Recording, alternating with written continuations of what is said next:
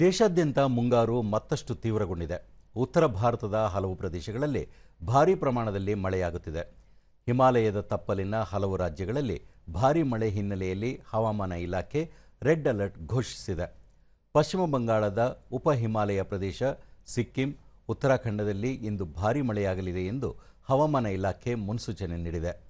ಇದೇ ವೇಳೆ ದೆಹಲಿ, ಹರಿಯಾಣ, ಚಂಡೀಗಢ, ಪಂಜಾಬ್, ಬಿಹಾರ, ಛತ್ತೀಸ್ಗಢ, ಹಿಮಾಚಲ ಪ್ರದೇಶ, ಉತ್ತರ ಪ್ರದೇಶ, ಕರ್ನಾಟಕ, ಮಧ್ಯಪ್ರದೇಶ, ಜಮ್ಮು ಕಾಶ್ಮೀರ, ಜಾರ್ಖಂಡ್, ಕೇರಳ, ಮಾಹೆ, ಒಡಿಶಾ ಹಾಗೂ ಈಶಾನ್ಯ ಭಾರತಗಳಲ್ಲಿ ಮುಂದಿನ 2 ದಿನಗಳ ಕಾಲ ಮಳೆಯಾಗುವ ಸಾಧ್ಯತೆಗಳಿವೆ.